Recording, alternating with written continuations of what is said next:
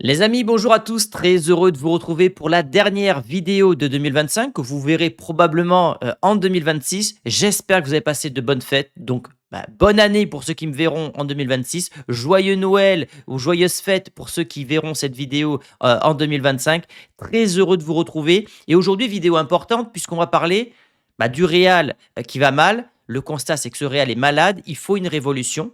Je propose mes services au Real Madrid. Voici mon mercato idéal pour le Real en 2026. Comment relancer cette machine qui est enrayée en ce moment? Donc, pour cela, on va faire plusieurs choses. On va définir un coach, on va établir des ventes, on va acheter des joueurs. Je vous proposerai in fine mes compositions, ou en tout cas ma composition que je vois pour 2026, et on tirera une conclusion. Est-ce que c'est réaliste ou pas? Et vous donnerez une note tout simplement à mon mercato. Vous me mettrez dans les commentaires vos ventes et vos achats, sachant qu'évidemment, vous ne serez probablement pas d'accord avec moi, parce que je vais faire des choix forts et que chacun est entre guillemets un directeur sportif, chacun a ses choix. Donc respectez mes choix, donnez-moi les vôtres dans les commentaires. Et évidemment, on est parti pour cette vidéo. Le coach. Alors le coach, dans un monde idéal, évidemment, j'aimerais que le coach soit Xabi Alonso. Maintenant, si vous suivez le Real Madrid, vous n'êtes pas sans savoir qu'il est sur un siège éjectable, que la direction ne veut plus de lui et que c'est une question de jours, sans doute de semaines ou de mois avant que Xabi Alonso quitte ce poste. Il faudrait une succession d'événements positifs pour que ce dernier reste en place et même si la Vox Populi est avec lui, la direction attendra le moment opportun pour le mettre dehors. Donc malheureusement, pas de Xabi Alonso, même si ça resterait, selon moi, le choix numéro un pour ce club-là. Mais la direction, malheureusement, on a décidé autrement. Zidane, c'est le choix de la direction. Ça aurait pu être un choix de ma part, mais j'ai pas envie de Zidane. Et puis, Zidane va prendre l'équipe de France. Donc, c'est une piste à oublier. Et surtout, chose importante dans le choix du coach, il faut un entraîneur capable de mater le vestiaire. Un entraîneur qui soit plus grand que les joueurs. Et sur le marché, il n'y en a pas beaucoup. Donc évidemment, il y a Zidane qui serait parfait, parce que plus grand par sa carrière de joueur et également d'entraîneur, mais il n'est pas disponible. Voilà, donc il va prendre l'équipe de France. Zidane est une piste à oublier. Jürgen Klopp, également une piste crédible, puisqu'il était sur les tablettes du Real au moment de la signature de Xabi Alonso. Même chose, il est dans le projet Red Bull. Lui aurait la capacité d'entraîner les joueurs avec lui en termes de management et aussi d'un point de vue tactique, il est assez moderne. Ça serait probablement le coach idéal, mais lui ne veut pas redevenir entraîneur. Donc également une piste à oublier. Certains évoqueront le choix de Carlo Ancelotti, un comeback de Carlo qui manie à merveille le vestiaire du Real, même si sur la dernière année ça a été compliqué pour lui, mais il est avec la Seleção et après la Coupe du Monde, il risque de prolonger avec cette sélection nationale jusqu'à 2030. Donc pareil, Carlo Ancelotti, piste à oublier. Donc finalement, sur le marché, il ne reste pas grand monde capable de reconstruire un Real Madrid et d'être, on va dire, un entraîneur capable de gérer les égaux, d'être plus grand que les joueurs. Donc, je pars sur cet homme-là. Premier choix fort, premier choix qui va sûrement vous déconnecter de cette vidéo, mais voilà, moi je prends Mourinho. Il est en train de réussir son retour à Benfica. Il a déjà reconstruit le Real en 2010. Il faut un entraîneur capable de mater les joueurs et de les mettre au service du collectif. Et ce gars-là n'aura aucun problème à mettre un joueur fainéant sur le banc. Florentino Pérez l'a toujours apprécié, a tenté de le faire revenir au moment où il signe à la Roma. Donc, on a déjà fait revenir Carlo Ancelotti. On a même relancé la carrière de Carlo Ancelotti, puisqu'il était à Everton. Ça a fonctionné et ça peut donner des idées au Real Madrid. Je pense qu'un Mourinho, même s'il a décliné entre guillemets les rumeurs le renvoyant au Real Madrid, je pense que la Vox Populi serait très heureuse de le voir revenir et donc, je choisis José Mourinho. Alors, ça m'arrange, c'est mon entraîneur préféré, mais je pense qu'il a les qualités requises pour reconstruire un Real Madrid comme il a fait, notamment en 2010. Il a géré des Cristiano, il a géré des Ozil, etc. Il sait gérer des stars. Voilà. Il a géré des Sergio Ramos, des Casillas, etc. Donc, le choix du coach, c'est José Mourinho. Maintenant, passons aux ventes. Là, quand on parle de vente, on parle d'un Florentino Pérez qui est plus qu'heureux. Lui, dès qu'il reçoit de l'argent, le petit Picsou, il est heureux. Donc, au niveau des ventes, il y a plusieurs joueurs. Le premier joueur dont je vais me séparer, c'est David Alaba. Sans grande surprise, 33 ans, fin de contrat, fin de contrat en 2026. Voilà, donc il vaut 4 millions d'euros. Tu ne peux rien en tirer. Tu l'as recruté libre de tout contrat, en provenance du Bayern Munich. Tu le laisseras partir libre de tout contrat. Il s'est jamais remis, de sa blessure et malheureusement, lorsqu'on regarde l'historique des blessures, c'est ça qui pêche avec Alaba. Voilà, il y a trop de jours. Donc là, il y a eu 384 jours de loupé suite à sa rupture des ligaments croisés. Derrière, c'est les adducteurs, c'est le ménisque, c'est le mollet. Il y a des histoires de compensation. Bref, il y a pas grand-chose à dire de plus. Malheureusement, je ne sais pas s'il pourra continuer à jouer au football au très haut niveau. Pour moi, non. Ça sent la fin de carrière pour David Alaba. Il nous a permis de remporter une Ligue des champions. Donc merci à lui, mais au revoir. Voilà, fin de contrat. Le deuxième joueur dont je me sépare, c'est, Rudiger. Rudiger, parce que lui aussi est en fin de contrat. Voilà, lui est aussi est en fin de contrat en 2026. Il enchaîne les blessures. Sa cote est en train de chuter. Voilà, donc on parle d'un joueur qui a 32 ans, qui, pareil, enchaîne les blessures malheureusement. Et donc, je ne suis pas sûr qu'il ait encore un avenir au très très haut niveau. On sait qu'il a beaucoup forcé avec son genou la saison dernière. Et cette année, voilà, donc c'était déchirure du ménisque externe. Là, cette année, c'est une blessure à l'ischio. Tu as l'impression que le meilleur est derrière lui et je n'imagine pas un Rudiger revenir, au très haut niveau. Au-delà de ça, je trouve que c'est devenu une caricature de lui-même dans sa façon de défendre. Il veut faire du pep sans être pep, voilà et je trouve que parfois il n'a pas les bons choix. Pareil, il a été, un acteur majeur de la dernière victoire en Ligue des champions, donc on lui sera reconnaissant. Maintenant, je pense que son avenir s'écrit, du côté, de l'Arabie Saoudite. Donc Rudiger et Alaba, je m'en sépare. Troisième joueur, Mendy. Bon, est-ce que j'ai besoin de m'expliquer? Alors lui, il y a un problème contractuel, c'est que même si ça n'a pas été annoncé de manière officielle, son contrat, c'est 2028. Il vaut 8 millions d'euros. Est-ce que tu peux pas résilier son contrat? Je sais pas. Est-ce que tu peux pas le brader, le laisser partir libre en Arabie Saoudite ou dans un autre pays qui pourrait le payer? Mais même problème que les 2 autres.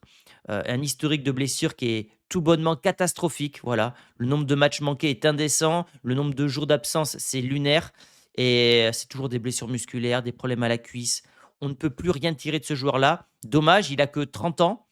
Il a un profil défensif qui serait compatible avec José Mourinho, mais je ne crois plus en lui malheureusement. Voilà, donc un corps meurtri et s'il va jusqu'à la fin de son contrat, il aura quasiment fait 10 ans au Real. C'est assez incroyable de se dire ça, mais voilà. En tout cas, moi, je me sépare des joueurs, qui seront des poids pour l'équipe en termes de blessures. Moi, je veux des joueurs capables désormais d'enchaîner les matchs et de ne pas être blessés, 1 match sur 2. Donc, bah, Mendy, à l'instar de Alaba et de Rudiger dehors. Vous allez me dire: «Thomas, ça fait pas rentrer d'oseille tout ça». On a besoin d'oseille. Pérez, il veut de la thune. Il veut de la thune, Pérez. Attendez, ça arrive. On commence gentiment avec Dani Ceballos. Dani Ceballos, super sub, mais pareil, il a jamais réussi à tirer son épingle du jeu. J'ai beaucoup aimé ce joueur, mais 29 ans, contrat jusqu'en 2027. Donc l'été prochain, il lui restera 1 an de contrat. Valeur 8 millions d'euros. J'estime que vu son âge, tu peux en tirer 10 millions d'euros. Voilà, 10 millions d'euros pour un Ceballos. On sait que l'Olympique de Marseille était sur le dossier l'été dernier. Je pense que tu peux lui trouver une destination, soit au Betis, soit en Arabie, soit en MLS. Je pense que 10 millions d'euros pour Dani Ceballos, étant donné son âge, qu'il vient du Real Madrid, c'est tout à fait possible. Donc, c'est un joueur que j'aime bien, qui n'a jamais réussi à péter ce plafond de verre finalement. Et voilà, moi je m'en sépare. Même si certains me diront: «Thomas, ça peut être un remplaçant utile», c'est vrai, c'est vrai. Maintenant que je vous le dis, j'aurais pu même le garder en remplaçant et le laisser libre le laisser libre de tout contrat en 2027. Mais il faut faire rentrer un peu d'argent, donc je prends la décision de me séparer de Dani Ceballos. 5e vente, puisque oui, hein, je vous l'ai dit, c'est le grand ménage. Voilà, les joueurs qui sont trop blessés, j'en ai marre. Camavinga. Camavinga, il lui reste 6 mois pour me convaincre. À l'heure d'aujourd'hui, je vends Camavinga. Alors vous allez me dire: «Thomas, il a un potentiel de redondo, il est énorme». Oui, mais il est toujours blessé et en fait, moi, j'en ai marre d'avoir des joueurs qui soient toujours blessés. Il n'a jamais réussi à progresser réellement au Real Madrid et regardez, c'est trop de matchs loupés. C'est 10 matchs, en 2023, c'est 11 matchs ici, c'est 7 matchs là, 14 matchs ici.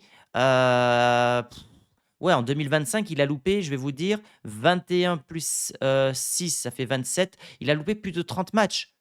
Plus de 30 matchs, plus de 50 des matchs ont été, loupés, par, Camavinga en 2025. Ce n'est plus possible. Alors lui, pour le coup, ce qui est intéressant, c'est qu'il a un contrat, longue durée, donc jusqu'en 2029. Il est jeune, 23 ans et il coûte, sa valeur marchande est de 50 millions aujourd'hui. Alors elle a diminué puisqu'il a atteint un pic en 2024 de 100 millions d'euros.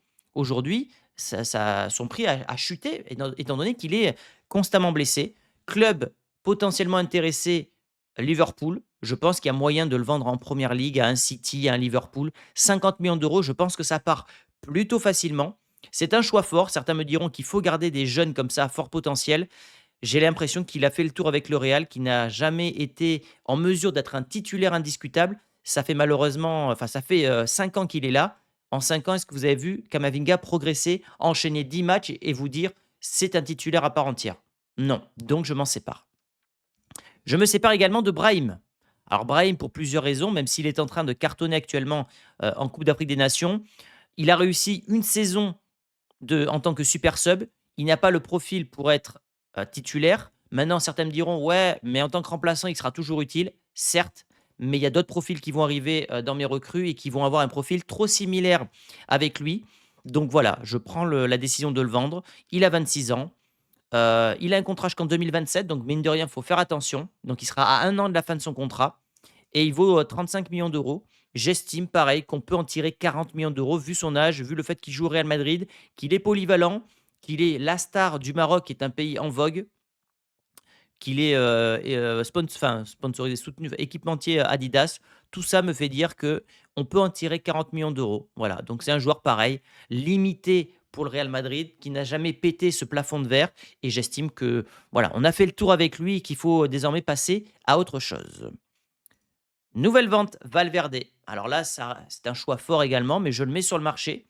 Pourtant, c'est un joueur qui est aujourd'hui capitaine du Real Madrid, qui était autrefois un soldat, qui a seulement 27 ans, qui serait pour le coup, lui, vraiment José Mourinho compatible.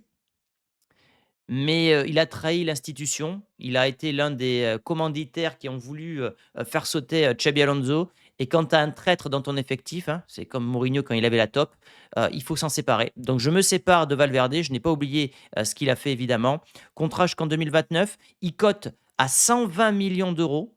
Et j'estime que tu ne le vendras pas à ce prix-là. Mais un 100 millions d'euros, 95, 100 millions d'euros, c'est possible. À un Manchester United, à un Chelsea, ce genre de club, je pense que, il a un profil qui peut intéresser et j'ai l'impression qu'il n'est pas fait pour, le football moderne. Voilà, j'ai l'impression que lui, c'est vraiment beaucoup, beaucoup d'efforts, mais dans les petits espaces, c'est pas de progression de ce côté-là. Donc voilà, on sera ou pas d'accord ou pas avec moi, mais en tout cas, je décide malheureusement de me séparer de Valverde. Et le dernier départ, et ça, c'est vraiment à contre-cœur et le cœur lourd. Je me sépare de Vinicius. Alors, vous allez me dire que je suis un anti-Vinicius. J'adore le joueur. Dans mon armoire à maillots, c'est le joueur que j'ai le plus en maillot floqué. Devant Cristiano. C'est vous dire. Ou peut-être égalité avec Cristiano. Je mens. Je me sépare parce que c'est le contexte. Le contexte fait que ça se passe mal dans l'équipe. Depuis son ballon d'or perdu, ça ne combine pas avec du Bappé. Bappé a un contrat longue durée. J'aurais préféré me séparer de Bappé, mais le contexte fait, parce qu'il faut tenir compte du contexte, que je me sépare de Vinicius. Il est en fin de contrat, malheureusement, vous allez le voir, en 2027. Donc en fait, tu arrives à un an de la fin de son contrat. Tu ne peux pas te permettre de prendre le risque de perdre une valeur marchande aussi élevée, donc sur le marché. Parce que pour moi, il ne va pas prolonger avant la Coupe du Monde. Il va attendre la Coupe du Monde pour éclater et renégocier un contrat à la hausse avec le Real Madrid. Il a joué avec le feu. Des Ramos ont perdu la bataille avec Florentino Pérez. Des Cristiano Ronaldo ont perdu la bataille également. Et je pense que le prochain, ça sera Vinicius. Club potentiellement intéressé, le Bayern. Moi, je le vois plus aller dans un Manchester City ou en Arabie Saoudite. Mais en tout cas, voilà pour mes ventes. Ce qui fait, les amis, ce qui fait que on aurait 350 millions d'euros de ventes. Kamavinga, 50. Vinicius, 150. 3 joueurs libres. Rudiger, Alaba, Mendy. Brahim à 40 millions d'euros. Ceballos à 10 millions d'euros. Valverde, 100 millions d'euros. Donc un total de 350 millions d'euros. Je trouve qu'on vend bien et ça va nous permettre de passer à l'étape suivante, à l'étape des recrues. Et là, quand il faut payer, bah oui, tout à l'heure, on a vu un Florentino Pérez qui était très heureux. Et là, il faut sortir le chéquier, mon garçon. Il va falloir payer. Et là, de suite, on voit un Florentino Pérez qui grimace. Eh ouais. Donc, on est parti avec les recrues. Premier recrue, je fais monter un mec du Castilla. Voilà, je fais monter le Juan Martinez. Il est annoncé comme futur crack de l'Espagne. Il a 18 ans. Il a un profil atypique, 1,92 m. On veut une relation Castilla-Real Madrid et je pense que ce sera un joueur qui fera la navette entre les deux, entre le Castilla qui va peut-être monter en deuxième division et un Real qui aura besoin parfois d'avoir un remplaçant supplémentaire, puisque vous allez le voir, mon mercato sera beaucoup axé sur la défense. Voilà, c'est vraiment un chantier sur la défense parce que Militao est toujours blessé, parce que je me sépare, mine de rien, d'Alaba, de Rudiger et de Mendy, 3 joueurs qui peuvent potentiellement jouer en tant que défenseurs centraux. Donc, bah oui, je fais venir Juan Martinez qui fera donc la navette entre le Castilla et le Real, et pourquoi pas l'année d'après, une montée définitive avec le Real Madrid. Deuxième recrue, c'est un défenseur, c'est Marc Guéhi. Alors là, on est dans l'opportunité de marché puisque il faut être malin. Je vais dépenser des sous ailleurs, donc je veux également recruter malin. Marc Guéhi, 25 ans, 1,82 m, nationalité anglaise.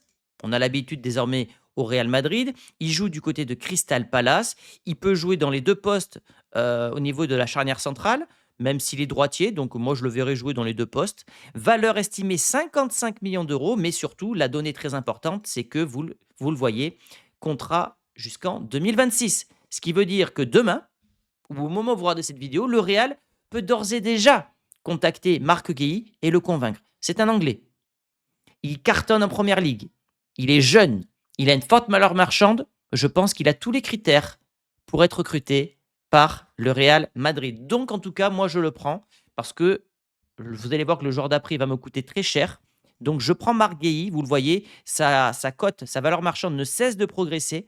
Donc, c'est un joueur qui va arriver à son prime. Club intéressé, Liverpool, Atlético Madrid, Barcelone, le Bayern Munich. Donc, en fait, si tu ne le prends pas, bah, ce sont des concurrents directs à la Ligue des Champions qui vont le prendre et qui vont se renforcer. Donc, on va prendre Marc Guéhi et je pense que Mourinho le fera progresser d'un point de vue défensif. Mourinho, Mourinho, il aime un petit peu les chiens de la casse. Il est passé par l'Inter. Est-ce que vous voyez où je veux en venir? Oui, mon plus gros achat pour ce mercato 2026 n'est autre que Bastoni. Voilà, je veux désormais un défenseur, un crack, un leader, un chien de la casse. Alors certains m'ont envoyé par message des messages comme quoi il n'était pas si fort que ça. Moi, j'aime ce joueur. Voilà, il arrive à maturité pour un défenseur. Il a 26 ans. Donc pour moi, il s'est bien formé pendant des années en Italie. Maintenant, il mesure 1,90 m. Il est capable de jouer dans les deux postes. Il vaut 80 millions d'euros. Contrat jusqu'en 2028. Je sors le chéquier et je mets 100 patates. Alors là, on a Florentino Pérez qui est en sueur. Ouais, 100 patates pour Alessandro Bastoni. Donc, j'ai mis moins 20 millions pour Federico Valverde. Je mets 20 millions de plus pour Bastoni par rapport à la valeur marchande pour que ça reste un minimum crédible au niveau des achats et des ventes. Donc, Bastoni, pour moi, c'est ma recrue phare parce que c'est le chantier primordial, c'est la défense. Club intéressé, le Bayern et le Barça. C'est pour moi le meilleur à son poste ou le top 3 à son poste. Il est gaucher, donc je le mets ici. Je mettrai sûrement Guéhi à ce moment-là, à cet endroit-là. Et ouais, valeur marchande qui est en train de stagner aux alentours des 80 millions d'euros. Mais pour moi, le Real doit absolument recruter dans ce secteur de jeu la défense. Ce qui fait que bah, j'ai Joan Martinez, j'ai Marc Guéhi et j'ai Alessandro Bastoni. Je remplace Memendi, je remplace Alaba, je remplace Rudiger, sachant que effectivement j'ai déjà du Militao, mais sur une jambe. J'ai du Raúl Asensio et j'ai du Hausen. Donc ça fait beaucoup de défenseurs, mais vu les problèmes de blessure, vaut mieux trop de défenseurs que pas assez, sachant que, comme je vous l'ai dit, Joan Martinez peut faire la navette entre le Castilla et le Real Madrid. On passe au profil suivant, qui n'est autre que Keith Smith, qui est annoncé du côté du Real Madrid, qui joue en Eredivisie du côté d'Alkmaar. Donc on est sur un jeune qui, lui, viendra remplacer Kamavinga. 19 ans, 1,85 m, milieu central, milieu complet. Il peut jouer milieu défensif, il peut jouer milieu centre, il peut jouer milieu offensif. C'est le genre de joueur que va faire progresser Mourinho. C'est le genre de joueur qui va mettre à sa patte, à sa sauce. Et regardez les clubs intéressés. On est sur un crack. Tous les gros clubs européens le veulent. Bayern, Dortmund, United, Liverpool, Chelsea, Newcastle, Real, Barcelone. Aujourd'hui annoncé favori du côté de United, Chelsea ou encore du Bayern Munich. Sa valeur marchande est en train d'exploser. Donc, je ne sais pas combien tu mets. Tu mets peut-être un 30 ou un 40 millions d'euros sur lui. Et, et pour moi, tu as le remplaçant de Kamavinga. Voilà. Donc tu vends Kamavinga, tu fais venir Keith Smith. Pareil, on n'est pas sur du titulaire, on est sur du super sub, un remplaçant dans un premier temps. Mais moi, je pense qu'il faut aller sur ce profil-là. Évidemment, s'il venait à signer, il y aurait une vidéo dédiée avec sûrement un intervenant et des statistiques poussées. Là, on est dans du mercato idéal. Donc je passe rapidement sur lui et on passe à ma deuxième recrue la plus chère, qui n'est autre qu'Adam Wharton. Adam Wharton, pour ceux qui ne connaissent pas, joueur aussi de Crystal Palace. Donc, on va vraiment piller Crystal Palace. 21 ans, voilà, joueur très jeune aussi, qui rentre dans la politique du Real Madrid. 1,82, position milieu défensif. Donc, Tchouaméni, tu as du souci à te faire. Joueur anglais, donc avec Trent, avec Marc Guéhi, avec Bellingham. Donc, on a désormais pas mal d'anglais du côté du Real Madrid. Il peut jouer milieu offensif, milieu central, pareil, joueur ultra complet. Inconvénient, ça va être dur à aller chercher parce que contrat jusqu'en 2029. Valeur marchande qui est en train d'exploser, il vaut 60 millions d'euros. J'en mets 80. 80, alors sûrement que le Crystal Palace voudra négocier à 100, mais 80 millions d'euros, il peut demander un gentleman agreement si le Real est dessus pour, entre guillemets, demander à partir du club. C'est ce qui se fait lorsqu'on joue en première ligue. Donc voilà, milieu de terrain, défense, c'est mon gros chantier. Dans les rumeurs, est-ce qu'il y a des rumeurs de transfert? Non, il n'est pas indiqué, mais le Real Madrid est sur lui. Le Real Madrid le suit depuis quelques mois. Voilà, et ma dernière recrue, ce n'est pas un attaquant, c'est un autre milieu. Je fais revenir Nico Paz, qui cartonne du côté de Como, meilleur passeur, meilleur buteur, joueur exceptionnel. Et vous allez le voir, donc 21 ans, 1,86 m, d'où le départ de Brahim. Je fais revenir Nico Paz. On a déjà du Mastantuono, on a déjà du Arda Güler, on a déjà pas mal de gauchers. Regardez cette valeur marchande qui a explosé depuis qu'il est en Italie. Il valait même pas 10 millions lorsqu'on l'a prêté. Après une saison et demie, il vaut 65 millions d'euros. Tu as une clause de rachat à 8 ou 9 millions d'euros. C'est un putain de braquage. Dans le pire des cas, tu le revends, mais je pense que le Real va le conserver. C'est un vrai numéro 10. Et là, Mourinho retrouverait son Mesut Özil de l'époque. Voilà, donc c'est pour ça que je suis très hypé. Sa cote peut atteindre dans 2 ans les 100 millions d'euros. Et c'est un joueur qui a joué au Real Madrid, qui a été formé au Real Madrid, qui a fait ses écoles de jeunes au Real Madrid. Donc on a besoin aussi de joueurs imprégnés Real Madrid dans cet effectif-là. Il sera vraiment aux commandes d'un Mourinho. Et voilà, donc là, je vous montre désormais mes recrues. Joan Martinez, Marc Guehi, Nico Paz, Wharton, Keith Smith et Bastoni. Et donc, on a seulement, entre guillemets, un mercato de 210 millions d'euros. Donc, on a une balance positive. On s'est débarrassé de certains boulets, de certains mecs qui font chier la direction, qui ne sont plus concernés par le club. On s'est débarrassé des joueurs blessés. Et en plus, je gagne 140 millions d'euros dans la balance. Alors évidemment, on est dans de la fiction. On est dans des fourchettes plus ou moins larges. Mais ce que je veux vous montrer là, c'est que on peut bien bosser avec ce que je fais là. Et je ne recrute pas d'attaquant puisque je vais vous montrer derrière pourquoi je fais ça. Et surtout, on a Florentino Pérez qui est heureux. Eh oui, il y a de l'argent qui rentre. Il y a de l'argent qui rentre. Il est heureux, le Florentino. On passe à la composition. Mon équipe A est la suivante. On est sur un 4-2-3-1 qui est un profil qu'utilise Mourinho encore actuellement. J'explique mes choix parce qu'il y aura une équipe A, une équipe B. Courtois dans les cages, est-ce que j'ai besoin de me justifier? Non. Trent, évidemment, même s'il sera, je l'espère, de moins en moins blessé. Carreras à gauche, pareil, profil que qu'adorera Mourinho. Défense, Bastoni, Gueye, sachant que derrière, j'ai du Huysen, j'ai du Raúl Asensio et j'ai même du Militao. Mais pour moi, Militao, il va toujours se péter. Donc, on va compter sur Raúl Asensio, Huysen et j'ai même, si en cas de blessure, la possibilité de faire monter un Juan Martinez. Donc ça, c'est ma défense. Je trouve que tu apportes de l'expérience, de la diversité au niveau des profils et de la jeunesse. Tu as pour moi bien renforcé ton secteur défensif. Au niveau du milieu de terrain, Bellingham ne jouera plus milieu offensif. Il écoutera Mourinho, sinon il ira sur le banc. Et j'ai donc mon double pivot anglais, Bellingham, Adam Wharton. Là déjà, on commence à être très très fort. Pour moi, ça c'est la pierre angulaire du renouveau du Real Madrid. Un Bellingham qui retrouve son poste qu'il avait notamment du côté du Borussia Dortmund, accompagné de son compatriote Adam Wharton. Donc pas de Chouameni. Rodrigo est conservé. Je conserve Rodrigo parce que Rodrigo va retrouver son poste de prédilection à gauche. Il n'aura plus la pression de Vinicius, de Mbappé, etc. Et surtout, on fait une équipe autour de Mbappé. Je ne vous dis pas que c'est bien, mais Mourinho l'a fait autour de Cristiano Ronaldo. Euh, le contexte actuel fait que tu dois construire autour de Mbappé vu son contrat, etc. Je ne vais pas vous dire on vend Mbappé 400 millions, ça ne serait pas crédible. Donc Rodrigo passe à gauche. Nico Paz est donc le nouveau Mesut Ozil du Real Madrid. Il sera le numéro 10 du Real Madrid. Et à droite, on a un profil pareil, très défensif, enfin très généreux dans les efforts défensifs, Mastantuono, qui peut faire penser au Di Maria de l'époque, version Mourinho. Voilà. Donnez-moi votre note sur 10. Est-ce que vous aimez pour l'instant ce que je vous propose? Mais en tout cas, moi, quand je vois ça, je me dis que cette équipe, elle est équilibrée, elle a de la gueule, elle n'a pas trop de points faibles, si ce n'est savoir jouer ensemble. L'équipe B, c'est la suivante. Lunin dans les cages, Francisco Garcia parce qu'il faut des remplaçants au Real Madrid, Carvaral, je ne sais pas s'il va véritablement rester, mais si Carvaral s'en va, on peut faire monter un Jiménez qui est au Castilla, qui a prouvé qu'il avait le niveau. Au niveau de la défense, on a deux jeunes, Hausen, Asensio. Ouais, je trouve que c'est plutôt, plutôt sympa. Chouameni avec Keith Smith, donc Keith Smith qui remplace Kamavinga. Et Chouameni, bah, parce que je ne peux pas vendre tout le monde, c'est pas mon joueur préféré, mais force est de constater qu'il s'investit quand même avec le Real Madrid et ça, on ne peut pas lui retirer. Arda Güler en tant que numéro 10, on sait que c'est son poste de prédilection.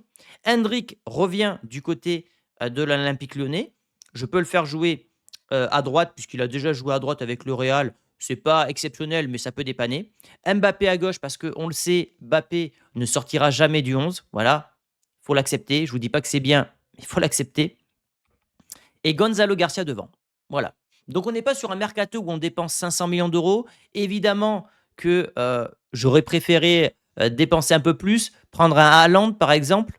Mais est-ce que Haaland pourrait jouer avec un Kylian Mbappé? Non. On aurait deux joueurs générationnels qui penseraient qu'à marquer chacun de son côté. Donc malheureusement, je pense qu'il faut construire autour de Mbappé avec un Mourinho en tant qu'entraîneur, pas d'Haaland. Voilà, moi j'aurais préféré que ça soit Haaland à la place de Mbappé. Vous le savez, j'ai toujours opté pour cette option depuis que je parle du Real Madrid. Mais voilà, mon choix fort c'est Mourinho. Mon choix fort c'est de vendre Valverde, c'est de vendre Camavinga. Donc donnez-moi votre avis dans les commentaires. Vous avez mon tableau des achats, mon tableau des ventes. Mettez-moi vos recrues, vos départs et une note sur mon mercato. Voilà, ça me ferait plaisir. Et voilà, donc j'espère que cette vidéo vous a plu. Dernier mot les amis, si vous voulez soutenir la chaîne, vous avez mon e-book qui est disponible dans les commentaires. Je sais que certains me font des dons, etc. Mais vous pouvez acheter ça pour avoir en plus de ça un contenu sur le Real Madrid avec des vidéos. Enfin, c'est un e-book interactif, donc vous avez des vidéos dedans, etc. Vous avez des illustrations, vous avez 50 anecdotes. Voilà, c'est le premier produit qui est disponible sur YouTube francophone par un créateur du Real Madrid. J'ai tout donné, donc franchement, si vous avez moins de 10 euros à dépenser et que vous voulez me soutenir, faites-le, ça me ferait énormément plaisir. Voilà ce que j'avais à vous dire les amis pour ce mercato idéal, pour ce Real 2026. J'ai adoré faire cette vidéo, franchement j'ai adoré faire ça, donc j'espère que ça vous plaira et on refera ça sûrement pour l'année 2027. Merci à tous les amis, gros bisous, bonne année et on se retrouve très rapidement pour l'actualité Real Madrid. Ciao.